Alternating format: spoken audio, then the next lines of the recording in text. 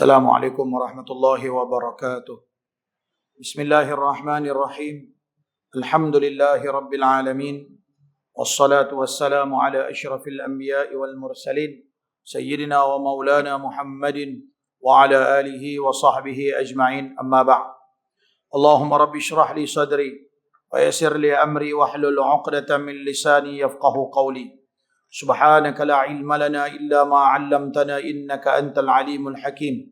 Wala hawla wala quwwata illa billahil aliyyil azim.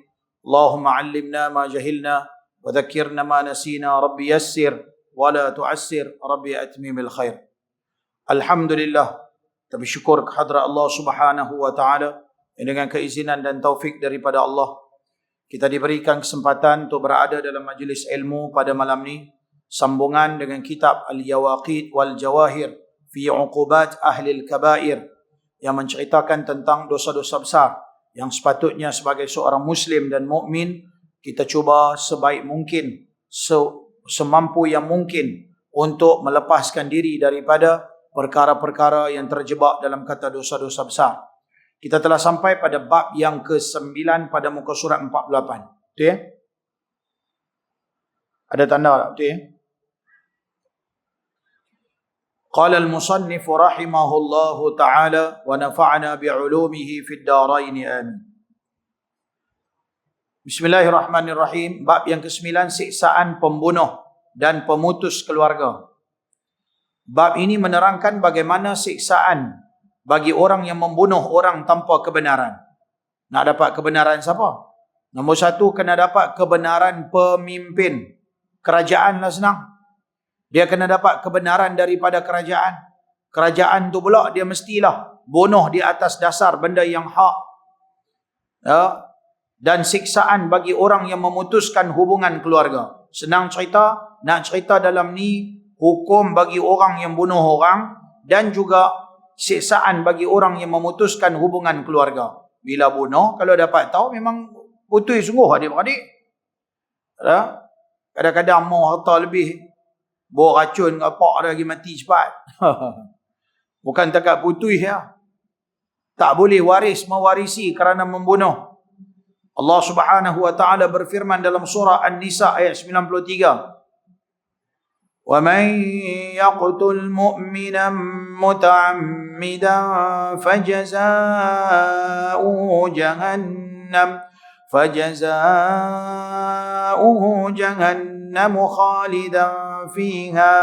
خالدا فيها وغضب الله عليه ولعنه وأعد له عذابا عظيما. Dan barang siapa yang membunuh orang mukmin dengan sengaja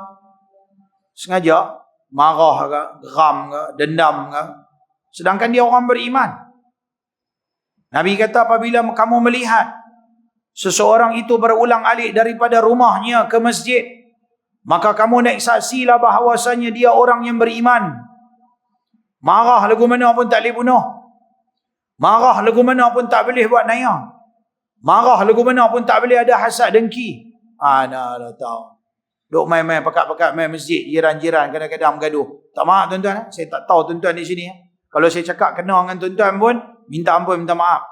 Yang tu mungkin Allah bagi bergerak mulut nak bercakap ya. Mana tu lagi kok memang ada subuh dalam masjid ni, orang ni marah. Saya banyak kali dah ada masjid. Saya duk kata tu, lepas tu habis mayang, lepas tunggu di luar masjid.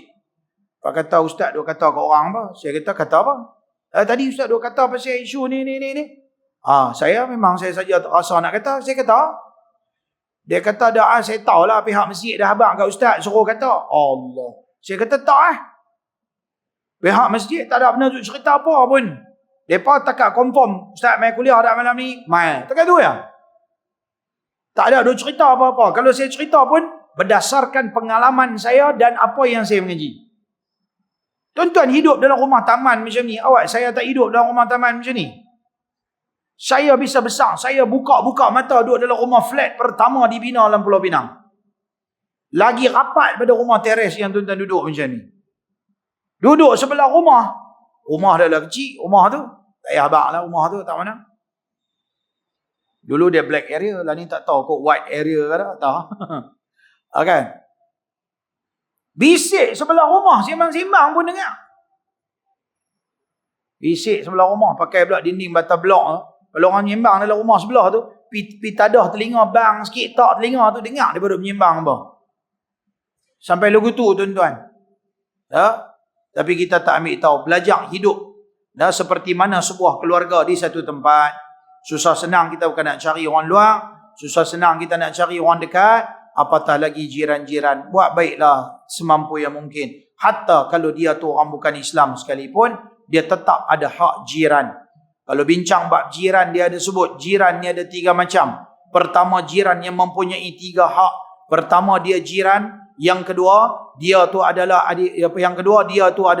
adik-beradik kita. Yang ketiga, dia adalah orang yang beriman.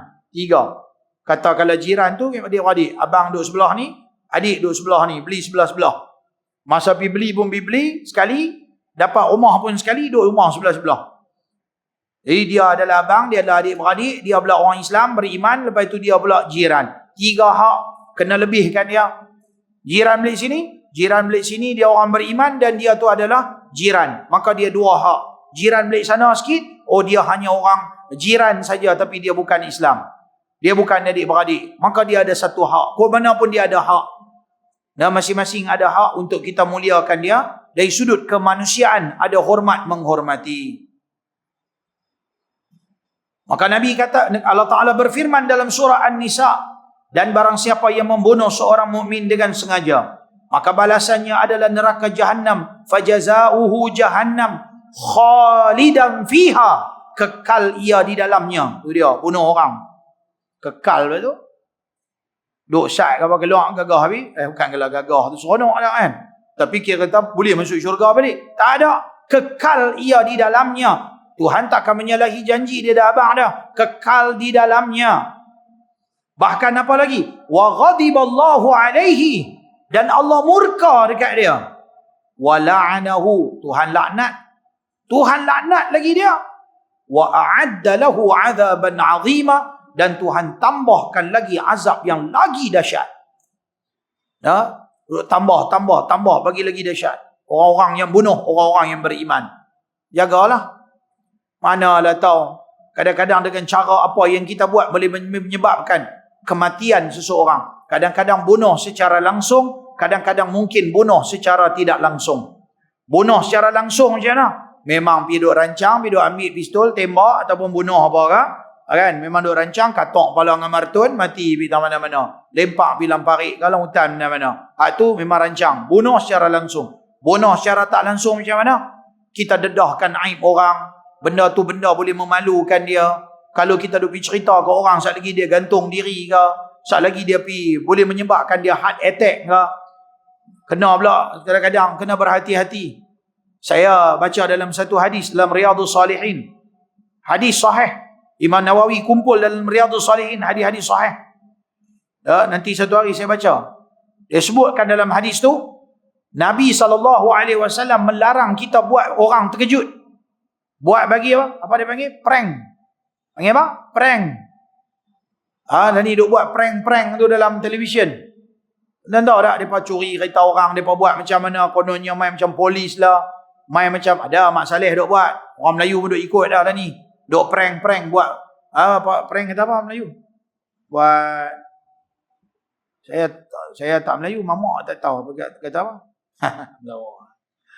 Kata apa prank? Buat kita terkejut. Orang panggil apa? Buat bagi macam terkejut-terkejut. Lepas tu baru abang betul-betul. Apa dia panggil apa?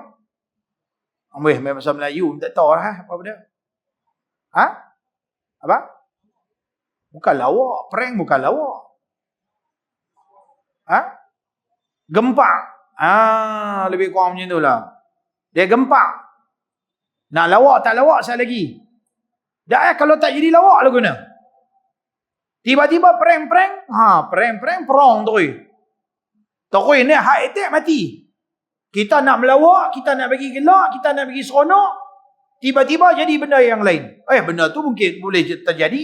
Ada orang kadang-kadang lemah semangat. Kita pergi buat prank, tiba-tiba buat benda-benda yang kalau orang pula tahu, Kan? Kita pula pakat pi ramai-ramai, lepas tu, tu dia, hang dah buat benda salah. Kalau dia rasa malu pula orang tahu benda-benda tu, macam mana tuan-tuan? Tuan-tuan pergi buat prank.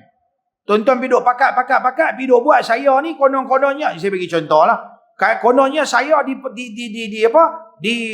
diperangkap, ditangkap khaluat contohnya. Macam mana ke, saya duduk tak mana ke, buat telefon kat ustaz ke, kena ustaz ni, tiba-tiba ada perempuan mana mai. Tuan-tuan tahu, benda tu kalau nisbah pada saya, ustaz duk mengajar orang, tak pelik benda tu. Tak malu ke saya? Bila saya tahu, kata, wish, apa ni? Memang dia tak abang lagi. Memang dia tak abang lagi, saat lagi baru dia abang. Masa dia tak abang, bila saya kena perangkap tu, saya akan kata apa? Allah, malunya aku kalau orang tahu. Tiba-tiba saya ada darah tinggi jenis telan ubat megang ni. Tiba-tiba saya jadi kelang kabut dia. Jantung saya jalan laju. Ui, takut ni. Macam mana. Meletup saya punya urat kepala. Koma di hospital. Siapa nak jawab? Saya tengok dalam televisyen lama banyak tahun dah. Macam mana satu hari terbuka televisyen tengok. Mereka buat prank dekat LAN Pet. Mereka curi kereta BMW dia. Cantik pula masa saya tunjuk tu, kena time tu. Saya duduk tengok apa ni LAN Pet, saya kenal dengan dia. Adalah banyak program saya ikut, dia bagus dalam ni. Pergi haji lah, apa, mengaji lah. Bagus. Kawan dengan orang baik-baik dalam ni, dia pun kurang dah, melawak lebih kurang. Tapi jiwa tu jiwa melawak. Tapi orang nak berkena dia. Dah dia berkena, pelari kereta dia. Tengah-tengah dia duduk apa, tiba orang buat pelari BMW dia. Allah, dia punya sedih. Dia punya, ni dia kaya. Dia buat lah. Kalau tuan-tuan tengok gambar tu, tuan-tuan rasa macam Allah. Tuan-tuan boleh nampak tu, bahasa kita ni, muka jadi straight kat tu. Dengan takut, dengan marah, dengan apa semua. Lepas tu baru dia kata, alah, baru keluarlah cameraman. Ni saja apa, kena apa. Dah lah, kena. Kalau celah-celah tu, kalau dia naik darah tinggi dia naik heart attack dia, kalau dia mati. Ini membunuh secara tak sengaja. Bahaya tuan-tuan. Nak jawab apa esok di akhirat? Alah, melawak ada cara. Nabi tak ajak melawak macam tu. Nabi tak ajak kita melawak macam tu. Kan? Nabi tak suruh kita buat benda-benda aksi yang boleh menyebabkan kematian. Duk panjat tah apa-apa benda, kalau jatuh pecah kepala. Benda kalau emergency terpaksa buat lagu tu belakang cerita. Nak kena panjat apa-apa pasal memang duduk lautan nak kena tu lain cerita. Nak pergi belajar tak apa. Tapi ni saja syok-syok, makan angin, pinam, datang apa, roller coaster. Di mana Jepun lah mana. Dia pusing. Wow. Tiba-tiba naik, roda apa kata cabut. Tapi kalau puk macam tu mati. Dinamakan membunuh diri. Esok di akhirat jawab di hadapan Allah. Dah tahu dah benda-benda tu dia ada kemungkinan, ada persen, ada peratus yang boleh berlaku. Sejarah menunjuk kata benda-benda tu pernah berlaku. Buat apa kita nak bicara pasal? Jangan. Jangan. Bahaya. Walaupun tak berlaku, tapi kalau berlaku jadi macam mana? Baik kita fikir siap-siap, jangan duk kira kalau lepas jadi. Yang tu orang panggil membunuh. Termasuk kata bunuh diri. Walaupun tak sengaja, tapi tak ada rancangan, tapi termasuk sebab benda tu memudaratkan. Dan sabda Rasulullah SAW maksudnya, sesiapa yang membunuh seseorang dengan pisau atau lainnya, beberapa malaikat sentiasa menikamnya dengan pisau. Yang demikian di dalam api neraka Jahannam. Malaikat mentikam balik dia. Mati. Tikam sakit, betul elok balik. Tikam sakit, mati tak mati dah dalam neraka. Dan ia kekal di dalam api neraka. Dan terputus pengharapannya kepada syafaatku. Tak dapat recommendation Nabi Muhammad masuk syurga. Dan jika dibunuh seseorang dengan mencampakkannya daripada suatu tempat yang tinggi hingga mati, malaikat sentiasa mencampakkannya daripada tempat tinggi pada lembah Jahannam. Dan lembah Jahannam ini adalah tempat baginya selama-lamanya. Dan jika ia menggantungkannya dengan tali, nescaya ia digantungkan demikian pula menurut jenis perbuatannya. Tengok macam mana cara dia bunuh. Dia tembak orang. Malaikat tembak dia. Tapi tembak ni tuan-tuan, pengalaman saya, Yang hidup orang panggil tak ada lah tua sangat, separuh umur ni kita kata. Duk tengok dalam televisyen, radio, berita. Orang ni kalau dia duk rajin main dengan pistol, satu hari dia kena tembak dengan pistol tu. Dia duk tembak orang, tengok. Saya depan mata ni banyak orang yang saya tengok. Geng-geng hak jenis tak ada agama, jenis tak ada kesedaran. Tak maaf lah, jenis-jenis orang-orang yang suka duk pegang, bukan pegang pistol ni maksud saya polis. Orang-orang yang tak apa ada agama lah, orang-orang yang tak apa, yang suka buat benda-benda yang tak elok. Kononnya dia gangster lah, kononnya dia apalah. Tuan-tuan tengok, hari ni dia tembak orang, atas dunia Tuhan balas balik dia mati kena tembak. Hak saya jumpa banyak lah yang saya tahu dalam kepala otak. Memori saya yang saya kenal itu ramai tak? Dia mati tembak orang, lepas itu dia kena tembak balik. Hak main nak tembak saya, apa mati kena tembak? Hak main nak tembak saya satu ketika dulu. Masa kes yang melibatkan orang bukan Islam, adalah kes apa, sebut kari, apa-apa tu. Kalau tuan-tuan tahu. Dia faham kan? Bawa pistol di kepala. Benda lama lah. Pergi buat settle tapi main dengan mabuk-mabuk apa. Main duk gempak kita. Saya kata ni saya cakap. Saya melawak. Saya pun dah minta maaf. Benda ni dah selesai. Nak tembak-tembak. Tawakal lillahi ta'ala. Nak mati tak mana mati. Tak sampai setahun dia kena tembak dengan polis. Kes apa benda lain lah. Pada ni gangster. Kena tembak. Ni Allah Ta'ala punya kerja. Dia main dengan benda tu. Dia nanti kena dengan tu lah. Cari pasal, duk gempak orang. Sebab tu di negara kita pun, orang tu ada pistol, ada lesen ni. Ni undang-undang. Dia ada lesen, dia orang kaya apa, datuk ke apa, dia takut dia harta dia orang, apa, dia dapat kebenaran untuk dapat senjata api. Dia simpan. Dia pergi mana-mana, dia marah orang. Dia tak payah tunjuk pistol, dia tak payah tembak orang. Dia tunjuk je pistol dia kat orang. Saja nak bagi tunjuk biar orang kejut sikit. Dia tunjuk je pistol tu. Orang tu pergi report. Kena, duduk dalam. Jangan main. Tuan-tuan ingat senang lah. Sebab itulah tuan-tuan lah. Hidup atas dunia ni, kita nak ketenangan atas dunia. Kalau kita bunuh orang, kita boleh tidur lena. Psikologi manusia ni, tuan-tuan, bila dia buat satu benda salah, benda tu akan menghantui diri dia selama-lama hidup dia. Lah kali dia pula mati kena bunuh tu. Yalah kalau dia bunuh orang ikut undang-undang pun, tangkap, sabit kesalahan, gantung ke apa ke. Berhati-hatilah. Kita pun tak mau. Tapi kadang-kadang ada orang yang dia tak bunuh tapi dia tak ada cadangan dan dia tak bunuh. Tapi tiba-tiba berlaku satu-satu ujian terhadap diri dia. Mudah-mudahan kita kena banyak doa minta Allah selamatkan dan permudahkan hidup kita. Kita kena banyak doa. Kita tak tahu benda tu Tuhan nak tentu apa. Kadang-kadang dia boleh berlaku. Minta simpang. Minta pada Allah Ta'ala, ya Allah tolong hindarkan fitnah dunia ni daripada hidup kita. Dan jika ia menggantungkannya, cerita gantung 2-3 bulan yang telah lalu, ada satu hamba Allah mati gantung diri. Saya sebut dalam khutbah Jumaat. Sebab tuan-tuan tahu musim PKP saja. Minta maaf. Kajian di Malaysia, tuan-tuan boleh buka internet dalam paper, kajian dibuat di Malaysia. Tuan-tuan boleh rujuk Kementerian Kesihatan. Di Malaysia sahaja, start daripada PKP, daripada tahun sudah, kematian di Malaysia meningkat. Kematian bunuh diri, kematian membunuh diri meningkat 20% daripada yang biasa, daripada sebelum PKP. Punca pasal apa? Kemiskinan, tak ada kerja, kena buang kerja, hutang banyak, tak boleh bayar, akhirnya gantung bunuh diri, mati. 20%. Tuan-tuan bayangkan kalau PKP ni berlanjutan lagi 5 tahun. Dia. Baru dalam setahun tiba-tiba masa statement tu keluar, tak sampai setahun lagi. Saya tengok statement tu bulan 11 ke bulan 12 memang. Maknanya tak sampai setahun lagi. Baru 3 suku. 9 bulan lebih kurang lagu tu dah 20% meningkat. Ratusan orang dah mula membunuh diri. Macam-macam cara.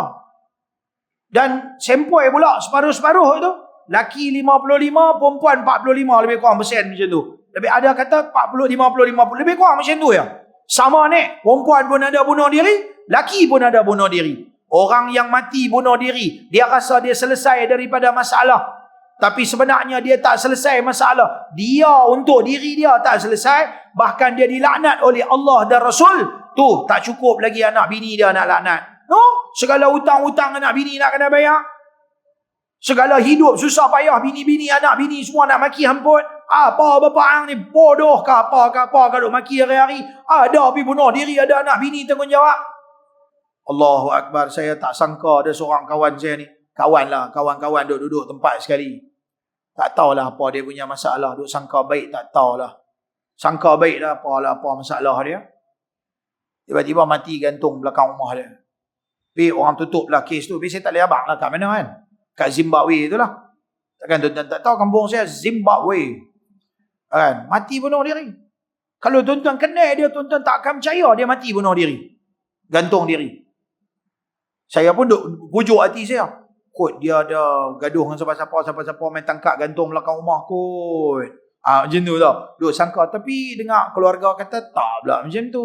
Duk elok-elok tiba-tiba dalam 3-4 jam duk ingat dia buat kerja. Rupanya tu pergi gantung di belakang. Tak tahulah apa benda. Tapi yang pastinya mati bunuh diri. Kalau dia bunuh diri betul-betul. Allahu Akbar. Takkan bau syurga. Allah sianya kawan ni. Dulu masa saya buat kenduri di madrasah saya buat korban apa, dia main lah, tolong lah, apalah. Saya ingat lagi, ya Allah, saya tak boleh fikir macam mana dia boleh mati bunuh diri ni. Tak tahulah apa dia punya masalah. Panjang kalau kita nak bincang. Tapi itulah tuan-tuan, apalah nak jawab. Allah pun nak laknat, nak duduk kekal dalam api neraka. Berdasarkan ayat ni lah ulama kata orang bunuh diri ini murtad, terkeluar daripada Islam. Kalau dia mati, tidak dimandikan, tidak dikafankan, tidak disemahyangkan dan tidak ditanam di perkuburan orang Islam. Bahasa kita orang kampung punya cakap ni, dia kata apa? Tengok ambil cincang-cincang, tahu pergi mana-mana, pergi anjing makan. Lebih kurang macam tu lah. Nilai tubuh badan dia tak ada harga diri. Seolah-olah, pergilah tanam mana-mana, suruh bagi mandi, suruh bagi kapan, ambil bungkus-bungkus, lalu tu pergi kira, tu suruh ambil tahu lah. Tak ada harga, tak ada nilai dia dalam Islam. Dan kata dengan sebahagian ulama, umpamanya Al-Imam Al-Zahabi dalam kitab dia Al-Kabair, dia kategorikan bunuh diri sebagai salah satu daripada 70 dosa-dosa besar. Allahu Akbar. Takutlah tuan-tuan. Sini ayat Quran Tuhan kata apa? Khalidan fiha, kekal di dalam api neraka. Firman Allah Ta'ala, وَإِذَا الْمَوْءُودَةُ سُئِلَتْ بِأَيِّ ذَنْبٍ قُتِلَتْ. Kita duk baca semayang. Dan apabila bayi-bayi perempuan yang dikuburkan hidup-hidup ditanya.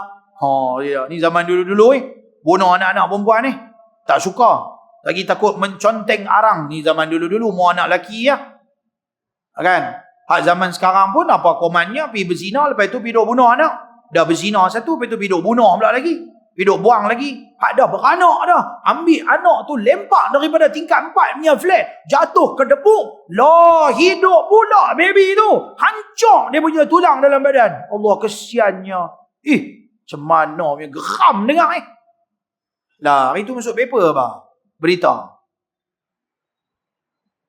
Dia beranak. Tapi yang kata orang buat nikah secara haram ni. Zina ni. Beranak senang pula tu. Pergi duduk dalam jamban, teran macam teran tai, keluar kelepung anak. Hak yang kahwin elok-elok ni, saya tengok bini saya nak beranak, ya Allah, daripada muka lawa jadi huduh. Kesianlah punya teran. Merah menyala, timbul habis biji-biji di muka dia pun teran macam nak mati. Saya kata tu dia, aku tak pernah teran tai lagu ni, tak pernah. Lagu mana dia duduk tekan main 5, 6, 7, 8, 10, 15. Mak mentua saya, satu mak, satu bapak. Bini saya, 22 beradik. Macam mana beranaknya banyak? Kesian lah. Dah kita nak abang pengorbanan mereka tu. Yang kahwin secara betul-betul punya susah nak beranak. Tapi hak yang tak kahwin ni senang ya. Kelepung ya keluar main. Macam berak keluar taik begitu ya. Taik lawas dah tu. Bukan teh semelik. Senang-senang je keluar. Lepas tu ambil. Bawa dalam jamban flash. Tu dia. Mana pergi hati perut. Hati pun tak ada. Perut pun tak ada. Inilah orang bela-bela tempat saya dia panggil buta perut. Allahu Akbar, kesian tuan-tuan. Tapi nak kata macam mana orang macam tu bukan main masjid. Dia tak main masjid, dia tak main dengar ceramah. Mungkin kalau dia main pun lepas dia dah buat, dia insaf kot. Tak apalah, bertobat minta ampun kat Tuhan. Tapi ni nak jawab apa ni? Bayi-bayi yang dikuburkan hidup-hidup. Dengan dosa apakah dia dibunuh? Bi'ayyi dhanbin qutilat. Esok di padang mahsyar dia mai cari mak bapak dia. Bukan mak bapak lah. Kan? Kira mak tu mak lah, bapak tu walaupun tak sabit nasab, tapi dia mai. Pasal apa hang bunuh aku? Dia akan tanya. Pasal apa hang bunuh aku? Apatah lagi kalau memang mak bapak yang betul tiba-tiba bunuh anak dia tanpa sebab. Maka jawab anak itu, aku dibunuh tanpa sebarang dosa aku. Maka kedua ibu bapaknya dimasukkan ke dalam neraka Jahannam. Dan lagi sabda Rasulullah sallallahu alaihi wasallam, didatangkan anak yang di dalam perut yang dibuangkan oleh ibunya dengan ubat pada hari kiamat. Wish. Dah sebut no. Dulu-dulu pun kamu yang ada ni. Ini Nabi sebut. Dah, yang buang anak dia ni dengan ubat nak bagi apa? Beranak cepat, bagi keluar air anak ni. Baginya ada suara seperti halilintar yang amat keras. Baby itu ni mai. Maka ia bergantung kepada leher ibunya seraya berkata, wahai Tuhanku, tanyakanlah ibuku ini, apakah sebabnya ia membunuh aku dan mengeluarkan aku sebelum sampai bulannya.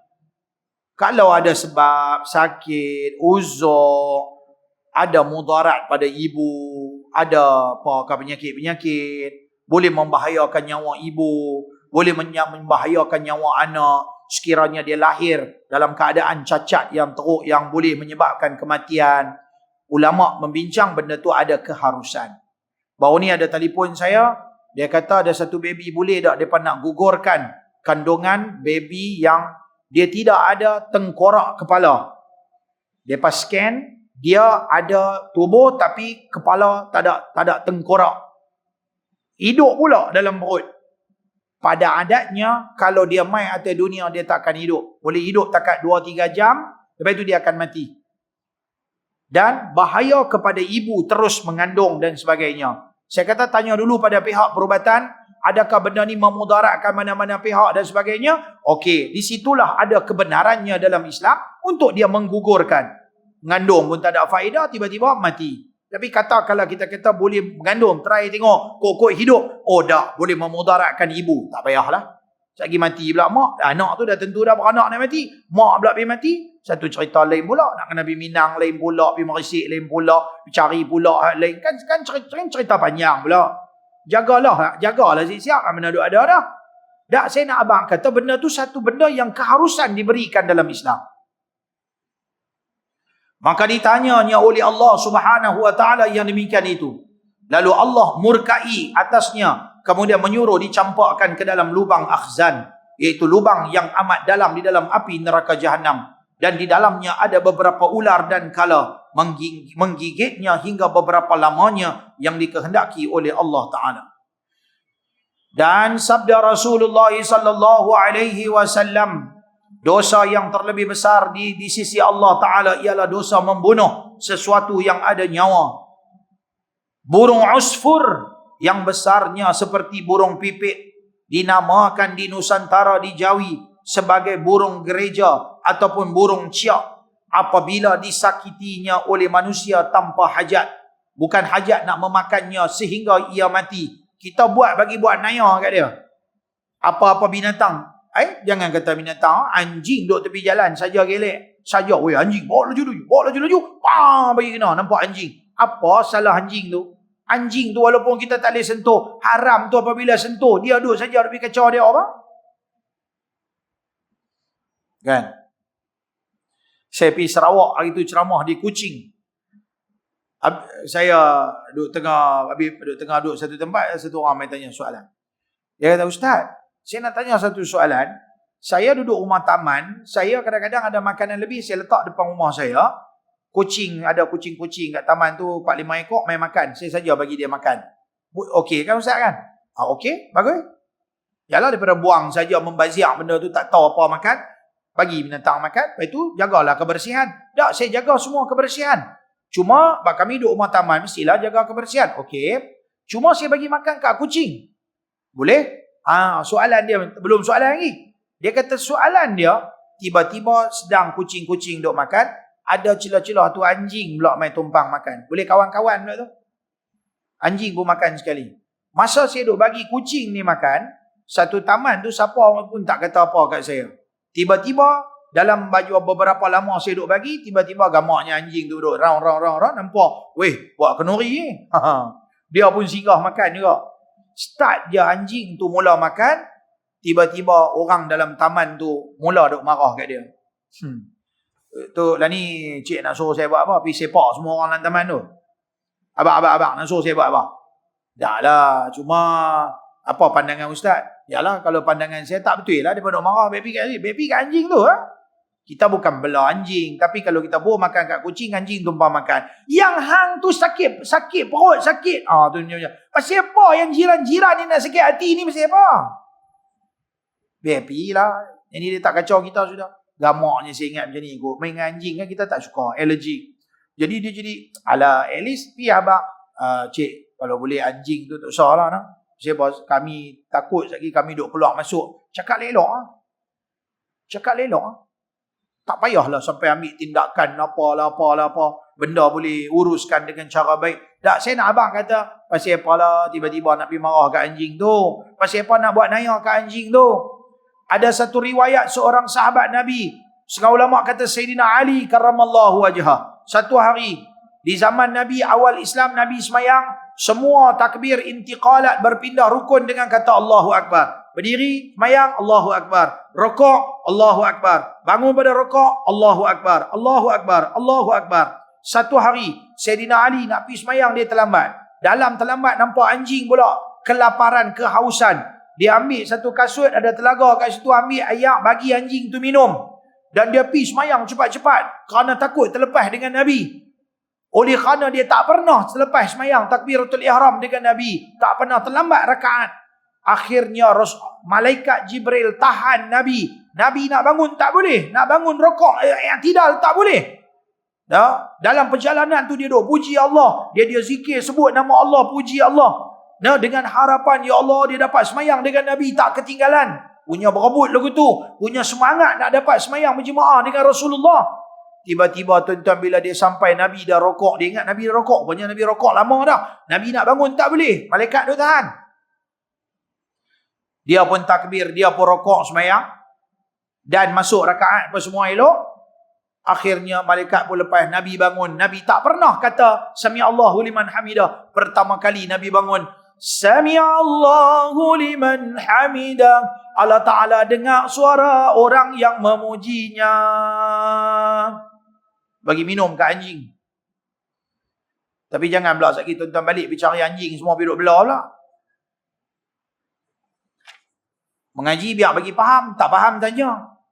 Oh, ustaz tu kata bagus anjing. Pula dah. Aku tak kata macam tu. Tak kata macam tu. Tapi emergency case dia masih lagi menghormati. Tetap juga yang tu binatang yang perlu kita hormat, kesian, kelaparan. Bagi minum ya, apa masalah? Ada orang belah kucing lama-lama. Yang ni pun satu penyakit. Dekat negeri saya duduk tu. Apa nama negeri kita duduk? Zimbabwe. Tempat kami duduk tu, dia duduk dia duduk rumah flat. Tuan-tuan tahu dia belah kucing berapa ekor? 150 ekor. Saya nak abang macam mana ni? Sampai 2-3 tingkat. Yang dia duduk tingkat ni, katalah dia duduk tingkat 5, tingkat 4, tingkat 3, tingkat 6, tingkat 7, dia duduk tingkat 5. Hak selang-selang dengan dia ni satu, semua tu tak boleh tahan bau. Semua kena bubur, tingkap, sil apa semua kena bau aircon. Tak boleh tahan bau kucing. Dah lah, belah padan-padan patut lah. Apa yang pergi belah masa 150 ekor Baik pergi duduk rumah kampung, lautan, mana-mana buatlah zoo. Mana boleh belah bau kucing tu, bau. Dia bau apa tu kita nak abang. Saya pun tak tahu bahasa Melayu kata apa tu. Nak kata busuk, dia tak busuk. Nak kata senang bau kucing lah.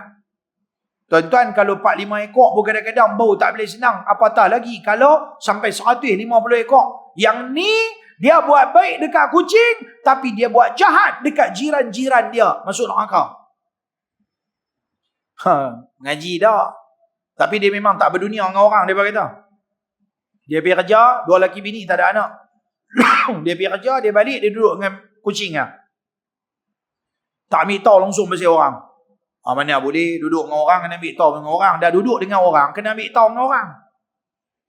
Kena ada budaya tegur, menegur dan sebagainya. Kalau rasa tak suka dengan orang, pergi duduk lautan.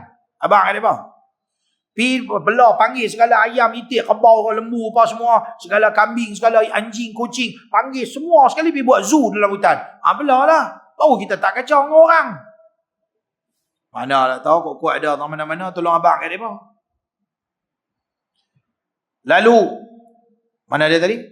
Hai Tuhanku, tanyakan orang ini, kenapa ia menyakiti aku?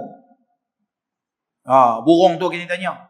Maka Allah Ta'ala yang maha besar lagi maha tinggi berfirman, maksudnya, demi kebesaranku dan demi ketinggianku, nescaya aku ambil hakmu atas orang ini. Kerana ia menyiksakan seseorang yang mempunyai roh dengan tiada sebenarnya. Walaupun binatang pun kita tak boleh buat naya lebih kurang. Maka Allah Ta'ala berfirman, maksudnya, akulah raja yang mempunyai kamal, mempunyai kesempurnaan. Tiada seorang yang boleh menganiayakan atas seseorang pada hari kiamat ini, melainkan aku balaskan. Bagi segala binatang yang tiada bertanduk dengan binatang yang bertanduk. Dia seolah-olah nak abang kata, binatang tak ada tanduk, piduk tanduk binatang. Binatang ada tanduk, piduk tanduk binatang yang tak ada tanduk ni pun seolah-olah macam nak kena jawab esok di akhirat. Padahal binatang dia mana nak kena tanya. Dia bukan mukallaf, dia nak kena jawab apa esok di akhirat, tak kena jawab. Tapi Tuhan nak gambarkan betapa kalau kita buat satu benda, kita nak kena jawab di hadapan Allah.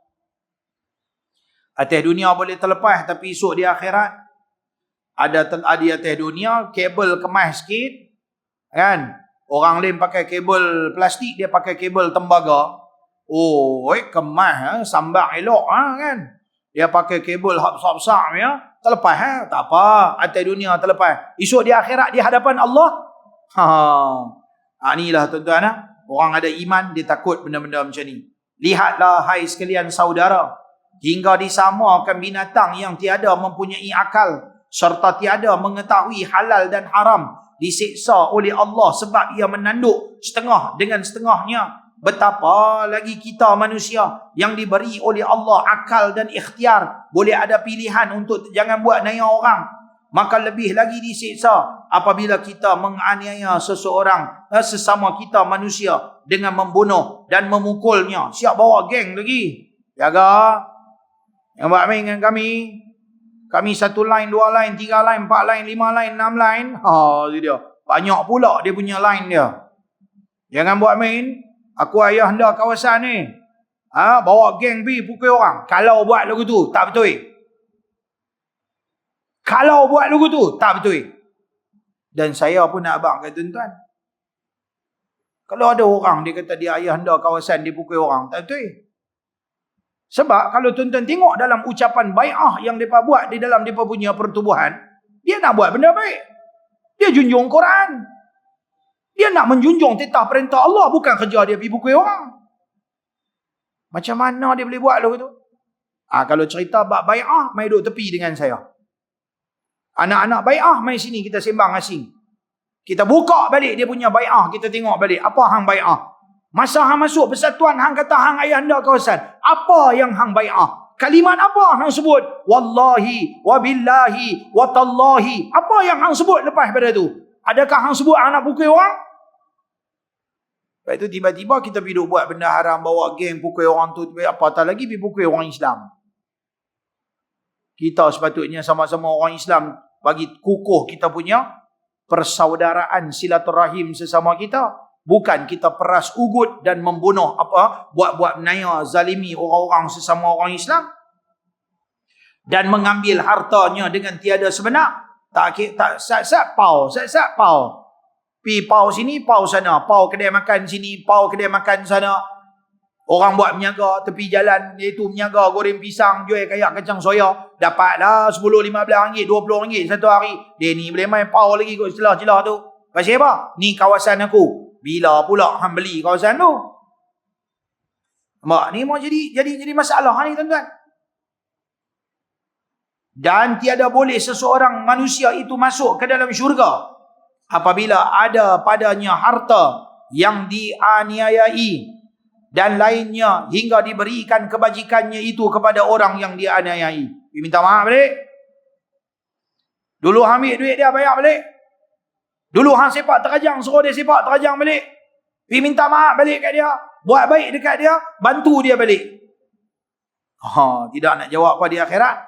Maka sekiranya ia tiada mempunyai kebajikan, maka ia akan menanggung segala dosa orang yang ia telah menganiayai. Kita buat nayang orang, kita esok di akhirat, kalau kita tak minta maaf mati dunia, kita tak tolong dia, esok di akhirat, Allah akan ambil dosa orang tu bagi kat kita.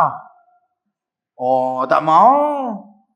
Akhirat kita tak mau, duk curi kita punya. Dah lah pergi ambil pahala kita bagi kat kawan tu, dosa kawan tu bawa kat kita. Oh, jam lah. Kita pun duk ada belen-belen sikit-sikit. Habis bila gitu. Muflis. Bankrupt esok di padang mahsyar. Maka ia akan menanggung segala dosa orang yang telah menganiayainya. Dengan sebab dosa itu, maka masuk ia ke dalam api neraka.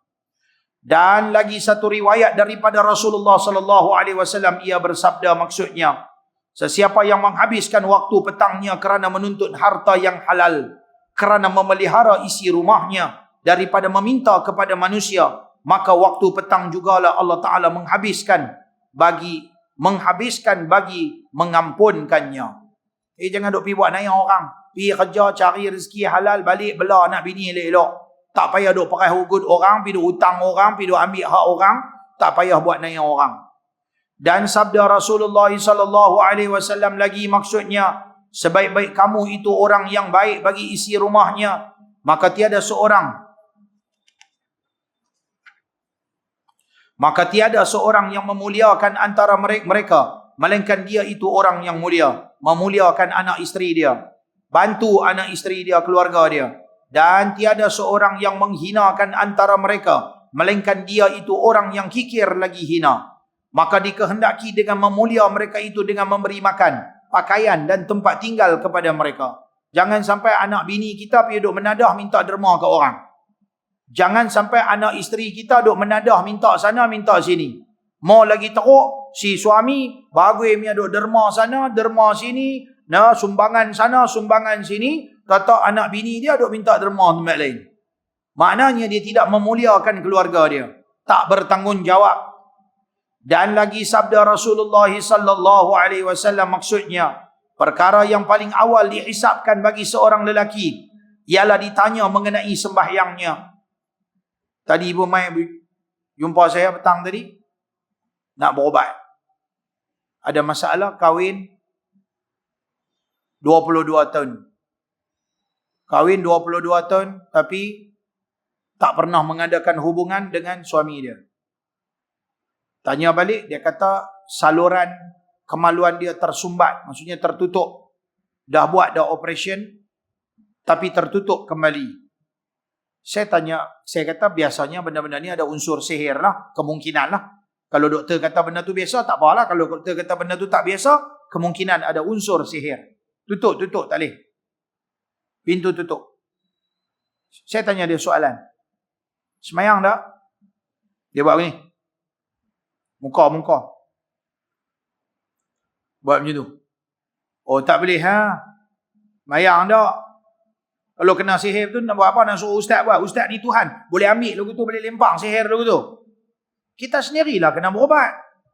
Kita sendirilah kena baca. Kita sendirilah kena semayang.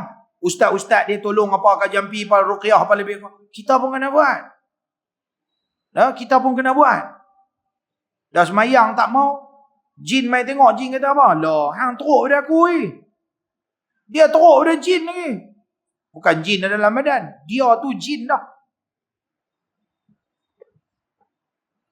Kemudian segala perempuan dan segala hamba sahayanya buat baik kepada orang yang di bawah tanggungan kita. Melainkan jika ia berbuat baik terhadap mereka.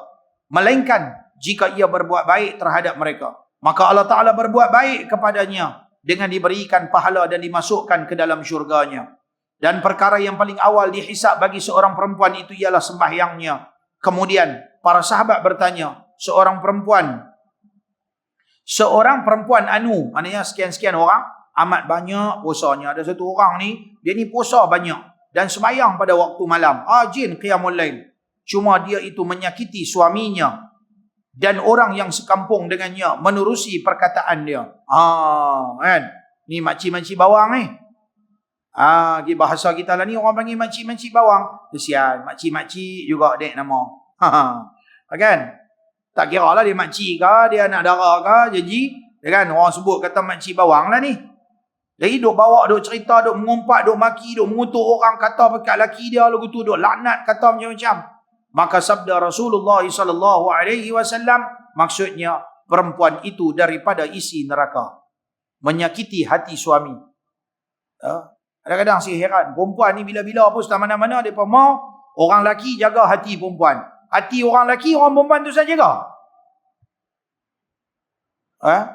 Ustaz-ustaz pun semua ceramah dalam televisyen, dalam mana.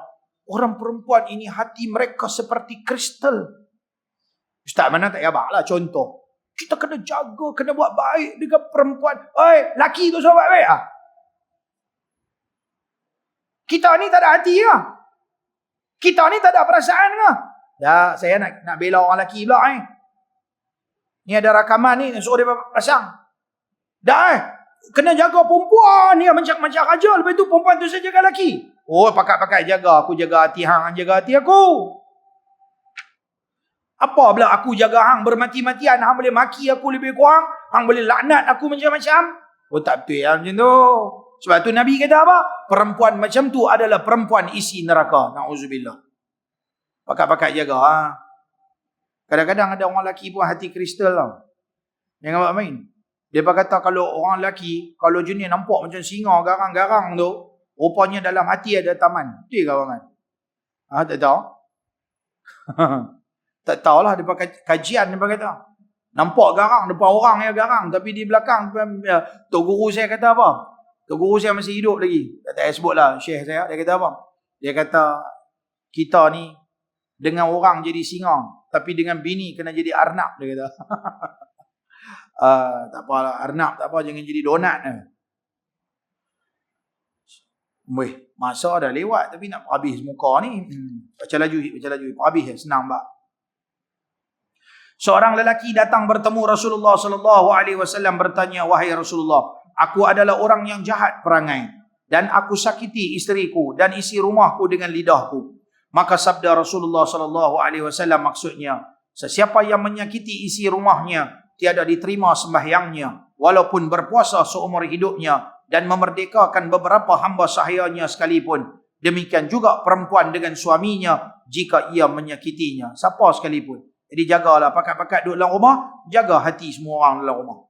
Hai sekalian saudara, duduklah dengan isteri kamu atau suami kamu dengan baik, kerana sekalian kamu akan ditanya antara kamu dan antaranya mengenai yang demikian itu pada hari kiamat nanti. Dan sabda Rasulullah SAW maksudnya, wajib atas lelaki menjaga isi rumahnya dengan menyuruh mereka sembahyang dan memukul mereka sekiranya mereka meninggalkannya. Pukul yang tidak mendera. Pukul sekadar nak bagi dia sedar, kata ada tuntutan agama yang dia kena buat. Kata Tok Guru saya masa mengaji, dia kata apa? Ambil kain yang kita duk pakai, ambil syal macam ni lah, ni kain serban macam ni, buka lagi panjang sikit, simpoi di depan tu sikit, lepas tu kelepung. Macam tu. Hang tak kerti nak semayang lah. Orang ke beruang? Modok kata lagu tu sudah. Kalau beruang tak apa, tak semayang. Ni orang kena semayang. Kena habaq. Yang ni nama kata pukul. Bukan ambil tali pinggang ke ekor pari ke. Ambil pula tali pinggang hak zaman rok-rok dulu-dulu, hak penuh dengan paku. Hak kepala ada peluru 4 biji tu. Saya ada dulu zaman jahiliah dulu ni. Kan? Mana ambil tu, hilang ambil dah. Zaman break dance punya dulu, mana hilang bila tak tahu. Ambil tu jam yang long ranger. Kelepung. Pukul daripada dalam rumah sampai ke jalan. Pukul bini dah macam tu. Allahu Akbar. Jangan buat macam tu. Aib. Oh pandai pula. Lepas tu esok nak tidur dengan dia, pergi panggil pujuk-pujuk aja tidur. Oh Nabi ada hadis, Nabi pernah sebut benda-benda ni. InsyaAllah dalam bab yang lain dia akan keluar hadis ni. Dan lagi sabda Rasulullah sallallahu alaihi wasallam, maksudnya takutilah Allah Taala dan takutlah Rasulullah pada pekerjaan maksiat bagi perempuan, kerana mereka itu seperti tawanan di dalam tangan kamu, dan kamu ambil mereka dengan janjian Allah Taala, dan dihalalkan bagi kamu farash mereka. Maka perluaskanlah nafkah dan pakaian bagi mereka, nescaya Allah Taala memperluaskan bagi kamu rezeki kamu. Bantu anak bini, bagi makan, bagi pakai, bagi tempat tinggal. Jangan kedekut dengan anak bini. Ada orang kadang-kadang, oi dengan orang lain tak apa, boleh belanja. Anak bini dia punya kedekut tak hidung masin ni. Nak bagi RM1, RM10 pun kedekut. Sampai anak-anak bini kena mencuri duit dia. Ya na'udzubillah, kita tak mau macam tu. Dia memanjangkan. Nescaya Allah memperluaskan bagi kamu rezeki kamu, serta dia memanjangkan umur kamu, sebagaimana kamu berbuat baik kepada isi rumah kamu, demikian pula Allah Ta'ala berbuat baik terhadap kamu. Menurut satu riwayat, Nabi Allah Ibrahim telah mengadu kepada Allah Ta'ala tentang kejahatan isteri-isterinya yang bernama Siti Sarah. Maka Allah Ta'ala mewahyukan kepadanya, maksudnya, hai kekasihku Ibrahim, aku menjadikan dia daripada tulang rusuk yang bengkok. Buat jahat ni bukan apa, cemburu. Dia ada bini seorang lagi, Siti Hajar. Kahwin dia terus mengandung. Dia ni kahwin dengan kawan ni terus tak dapat anak. Tapi jadi cemburu lah. Sebab tu dalam perjalanan balik pada Mesir, Allah Ta'ala berfirman, wahai Ibrahim, hampir hantar anak bini hang yang mengandung ni, syarat mengandung, letak di tempat lembah tanah padang pasir ni, Tuhan jaga. Dia minta bawa bini dia seorang lagi, Hajar, bawa balik Palestin. Sampai Palestin, bini itu pula mengandung. Dapat anak dia Ishak. Saya sempat ziarah makam Nabi Ibrahim, makam Siti Sarah dan sebagainya. Anak-anak dia Nabi Allah Ishak. Ada rezeki pergi Palestin. Demikianlah sekalian perempuan. Ni nak kena sabar lah. Tambah-tambah hak nikah dengan janda, kena lagi sabar. Nikah dengan anak dara pun ada agak perangainya macam. Nikah dengan janda lagi ya. Dia dah bisa kahwin. Dia di mana lagi hak baru ni? Sebab tu Nabi kata apa? Man sa'a ilal armalati wal miskin fahuwa kal mujahid fi sabilillah. Siapa-siapa membantu janda-janda, armalah maksudnya janda-janda dan juga orang miskin, maka dia seperti berjihad di jalan agama Allah. Oi, pahala besar. Kahwin dengan janda pahala besar. Ni Pak Haji tu angguk ada 3 orang. Seronok ada bang. Tok Imam. No, pakai duk angguk ni. Ha dah melawak. Kan, bini tak ada boleh lah duk angguk. Cuba ada sebelah nak angguk pun. Dia angguk kalau tu, dia view tu. Bini tak ada dulu tu. Jangan buat main. Kan, bantu janda. Tak, tapi tuan-tuan kena faham pasal apa pahala besar. Tuan-tuan kena tahan lah perangai dia. Saya bela anak yatim madrasah saya. Pasal apa Nabi kata siapa bela anak yatim pahala besar? Tuan-tuan tahu pasal apa pahala besar? Pasal kepala tak ada ni, otak dah hilang lah. Sakit kepala ni Allah Ta'ala saja tahu nak bela budak-budak anak-anak yatim ni. Perangai jangan cerita. Darah tinggi dah kena dah. Tunggu nak main heart attack. Qalu inna lillah. Mudah-mudahan Allah bagi panjang umur sihat. Oi, mereka tak ada bapak. Mereka tak takut ke orang. Jadi mereka heran apa dengan ustaz? Senang kan nak buang bulu-bulu beruang dia bagi jadi orang. Makan masa juga, sakit otak. Tapi kena sabar lebih. Macam-macam perangai. Sama lah. Nak dapat pahala besar. Nabi kata apa? Siapa yang membantu anak yatim, ana wa kafilul yatim kahataini. Aku yang orang yang bantu anak yatim. Ni macam ni. Duduk sebelah macam ni. Ni, 2 jari ni. Dia bukan buat lagu tu. Buka. Dia tutup rapat. Duduk sebelah-sebelah. Rapat dengan Nabi esok dalam syurga. Allah. Mudah-mudahan. Tuan-tuan nak bagi sumbangan dalam tabung madrasah saya untuk anak-anak yatim saya. Allah bagi. Tuan-tuan dengan saya mudah-mudahan. Saya jaga mereka. Tuan-tuan bagi sumbangan. Mudah-mudahan Allah letak kita esok di akhirat. Susah senang kita tak apa. Kita sabar. Mudah-mudahan kita boleh duduk dengan Nabi esok dalam syurga. InsyaAllah. Amin. Demikianlah sekalian perempuan penghabisan. Dia kata perenggan terakhir. Jikalau engkau bertekad hendak membetulkannya, nescaya engkau patahkannya. Tulang rusuk. Orang perempuan jari pada tulang rusuk, dia bengkok, bukan boleh duduk betul balik, dia betul keras-keras, nanti dia patah. Dia kena urut, makan masa sikit. Maka bersabarlah atas seadanya, melainkan jika engkau melihatnya kurang akal dan agamanya, maka perbetulkanlah dia. Dan sabda Rasulullah sallallahu alaihi wasallam maksudnya, sesiapa yang bersabar atas kejahatan perangai isterinya, maka Allah Ta'ala mengurniakannya seperti Allah Ta'ala mengurniakan kepada Nabi Allah Ayyub alaihi salam dari segi ganjarannya. Nabi Ayyub kan kena bala apa? Sakit lah, apa. Oi, macam mana dia sabar terhadap bala Tuhan bagi dekat dia? Macam tu punya ganjaran besar Allah Ta'ala bagi. Siapa-siapa menikah dapat bini hak perangai macam tu. Oh, bawa kan? Main lah. Makan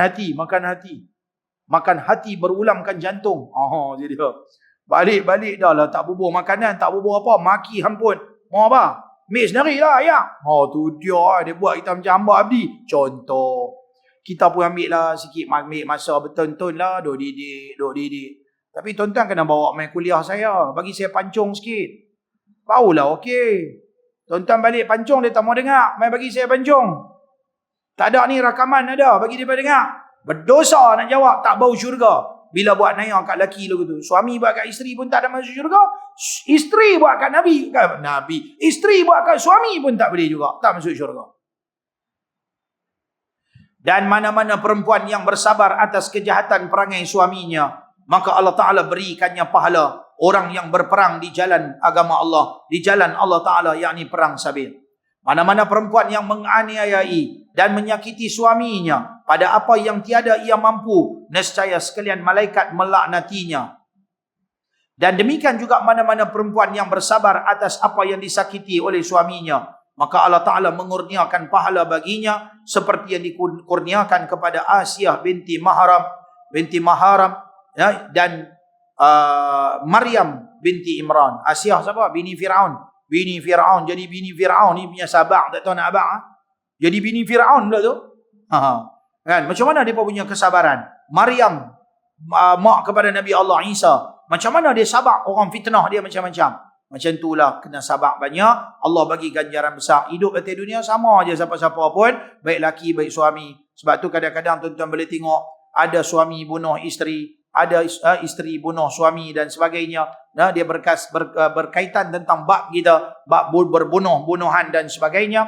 Nah, sebab apabila orang tak tahan dengan kata-kata dan penyiksaan dan tak kira lah siksa fizikal kah, mental kah dan sebagainya, akhirnya orang boleh buat satu tindakan di luar daripada batasan agama, akhirnya menganiayai suami, menganiayai isteri. Isteri minta cerai, lelaki pergi ambil apa? Asid, tuang asid dekat muka isteri dia. Aku pun tak dapat, siapa pun tu selalu dapat. Sampai lagu tu punya buat naya. Tak boleh tuan-tuan. InsyaAllah kita doa kepada Allah Subhanahu Wa Taala agar Allah bagi kekuatan kepada kita dan kita jadi manusia baik di atas muka bumi ini. Allah Subhanahu Wa Taala selamatkan kita daripada kita terjebak dengan perkara-perkara yang boleh menyebabkan kita buat benda yang dimurkai oleh Allah Subhanahu Wa Taala. Yang baik daripada Allah, salah silap dari saya sendiri, mohon ampun dan maaf. Kita akan sambung insya-Allah pada siri akan datang dengan bab yang ke-10, hak perempuan atas suaminya. Yang ni bagus. Yang ni kalau orang perempuan mai, Pak Haji semua kena tunduk kepala. Pasal apa? Dia nak fire orang lelaki lah. Apa hak yang perempuan punya yang suami kena tunaikan. InsyaAllah. Makcik-makcik nanti siri akan datang, panggil makcik-makcik semua dalam taman ni mai. Pasal apa? Saya nak pancung habis semua pakcik-pakcik ni. Melawak. Kan dah saya tahu yang mana bagus alhamdulillah sebagai peringatan saja insya-Allah. Jumpa lagi tanda pada muka surat 52. Wallahu a'lam. Assalamualaikum warahmatullahi wabarakatuh. Bismillahirrahmanirrahim. Alhamdulillahirabbil alamin. Wassalatu wassalamu ala asyrafil mursalin wa ala alihi wa sahbihi ajma'in. Allahumma zidna ilman nafi'a wa rizqan halalan wasi'an mubarakan fihi wa 'amalan mutaqabbala. اللهم اجعل جمعنا هذا جمعا مرحوما وتفرقنا من بعده تفرقا معصوما. اللهم علمنا ما ينفعنا وانفعنا بما علمتنا وزدنا علما. ربنا آتنا في الدنيا حسنة وفي الآخرة حسنة وقنا عذاب النار. صلى الله وسلم عليه والحمد لله رب العالمين. السلام عليكم ورحمة الله وبركاته.